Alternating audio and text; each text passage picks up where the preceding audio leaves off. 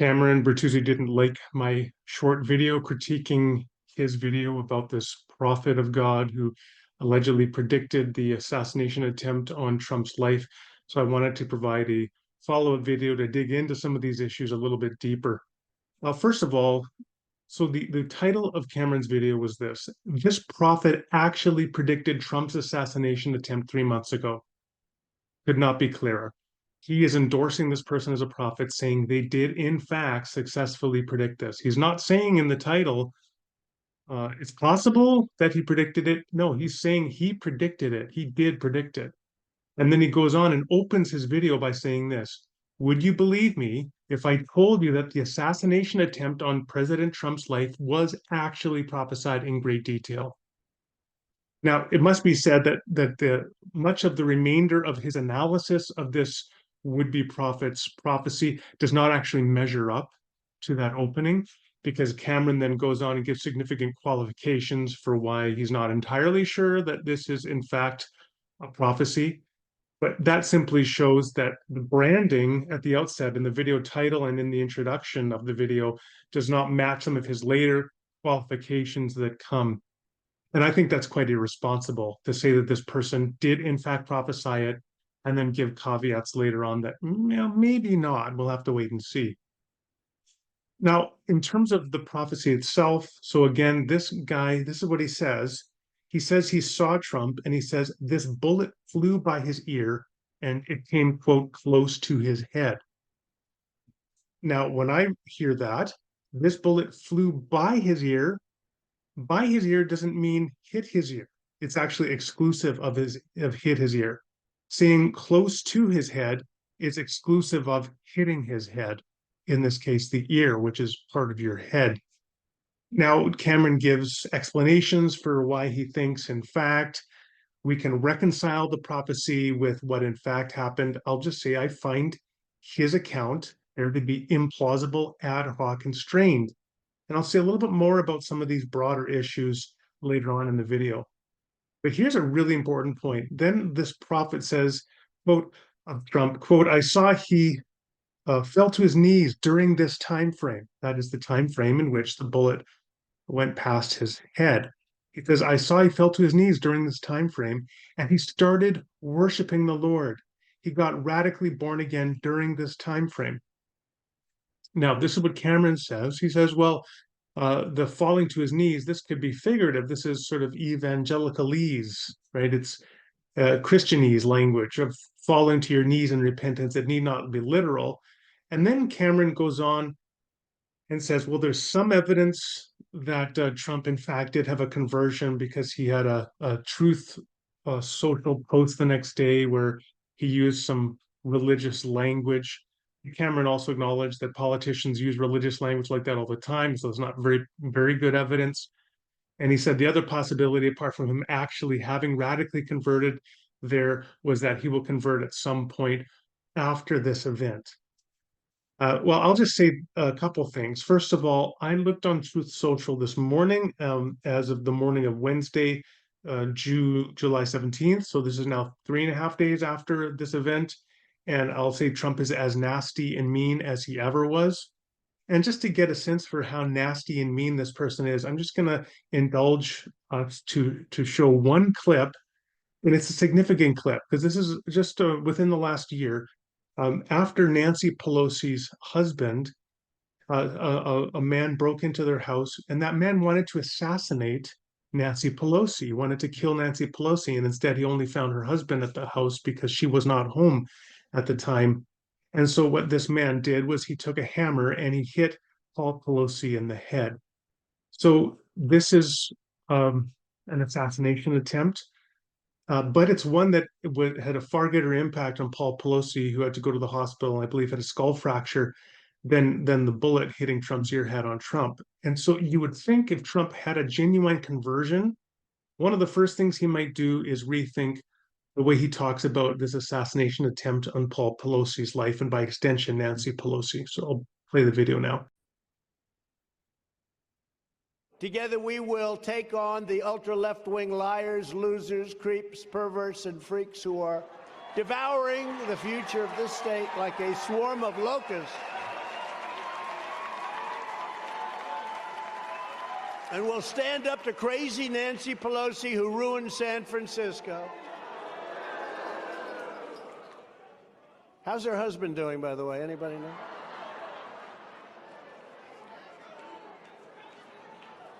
And she's against building a wall at our border, even though she has a wall around her house, which obviously didn't do a very good job. Note that there's been no public statement from Trump in the last 3.5, 4 days saying, you know what, I've come to Jesus and I've recognized I'm the chief of sinners and I should not have joked about Paul Pelosi being physically assaulted and getting hit in the head with a hammer from an intruder who was trying to kill his wife. Instead, Trump continues to call Paul Pelosi's wife Crazy Nancy, and he refers to human beings as locusts. He also, of course, refers to human beings who disagree with him as vermin and all sorts of other things. And there's been no hint of any repentance about any of this in the last 3.5 days. So I asked Cameron on Twitter, X, how long after this alleged or this assassination attempt does this alleged conversion have to occur before you will conclude that in fact the prophecy was false? And he just deflected and said he didn't think that was a relevant question to the issues he had raised. I think it's very relevant. I think if he's not willing to address at what point he's going to say, in fact, no, this was a false prophecy, and I should not have titled this video, this prophet actually predicted, etc. Until he's willing to say that, I don't think that he's grappling with the problem, and he's being quite irresponsible here. Now, another thing I think maybe is even more important, if we actually go back and heed the very prophet's words, we will find that he told us quite clearly when this radical conversion to Jesus would happen. Again, quoting that same passage, he says, I saw that he fell to his knees during this time frame and he started worshiping the Lord. He got radically born again during this time frame. Twice, this quote unquote prophet reiterates that the period, the time, the event of Trump's radical conversion to Jesus and his new worship of Jesus and his new life of following Jesus would occur in the time frame that is at the same time as this bullet flying past his head. And of course, again, there's zero evidence for that, which shows this is just a false prophecy. Okay, so here's another bigger question in a sense that I think we need to address. Let me begin by giving you an illustration. Let's say that you find in some documents a story that was typed out by somebody who's at this point unknown, the author is unknown. The story, according to the papers it's collected with, appears to date from the mid-20th century. You give it to an English professor that you know, and they read over this story that was typed up by somebody 70 years ago, and they say, it's not a very good story. However, later on, you discover through a greater look at the evidence in which the story was collected that, in fact, the story was written by F. Scott Fitzgerald, one of the great American novelists. That knowledge, the reputation and history of F. Scott Fitzgerald would warrant a reappraisal of this story. And by rereading it, you might in fact determine, no, you know what, there's actually a lot more here than I'd initially thought. And what initially presented as a poorly written story is perhaps very well written and has added layers and depths of meaning that I did not appreciate because I did not initially recognize that F. Scott Fitzgerald was in fact the author. And we have a similar situation potentially here. If you had a prophet who had some great track record about making great prophecies and enigmatic prophecies, where often the deeper meaning was in fact to some degree divergent from the meaning of the professed statement of the prophet, and that had already been established, then that could provide warrant for taking what would appear to be just a false, misbegotten prophecy more seriously and trying to find new layered ways of reading him and come to believe, for example, that flying past the head really is hitting the ear, or that time frame in which it occurs is in fact in a much expanded sense than one would conventionally think. The issue is that we have no reason in Cameron's video to believe that this rando, who has a video on the internet where he predicts the assassination attempt of Trump, is in fact warranting any kind of deference in the way that identifying F. Scott Fitzgerald as the author of this short story would warrant a reappraisal of the short story. What this means is that this entire enterprise that I believe Cameron undergoes to try to offer these nuanced rereadings and expanded rereadings, which I find to be strained and implausible and ad hoc, is, in my view, a fool's errand. Because you can do that with anything, right? If anybody gives a prophecy that appears to be falsified, you can always reinterpret it in various ways and say time frame doesn't mean what it seems to mean, or flying past the head doesn't mean what it seems to mean, because you're committed to justifying this thing as a true prophecy. But unless you have those independent grounds and reasons to believe this person is a prophet, this is, in my mind, an unjustified and unwarranted exercise from the very outset.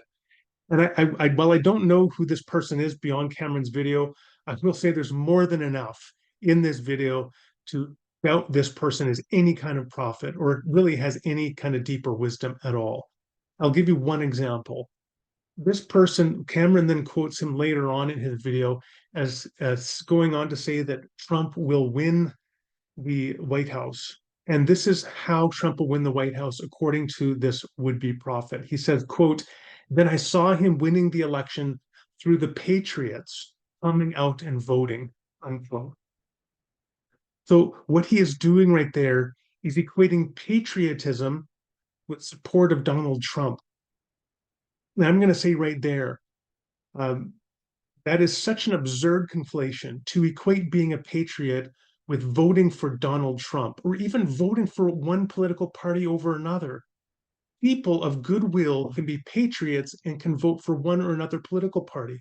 But to equate patriotism with support of this awful man who jokes about the assassination attempt of Paul Pelosi is just beyond the pale and tells me this person has very little wisdom and is not to be trusted in other areas. Now, I want to talk about one more thing before we conclude, and that's at the end of his video.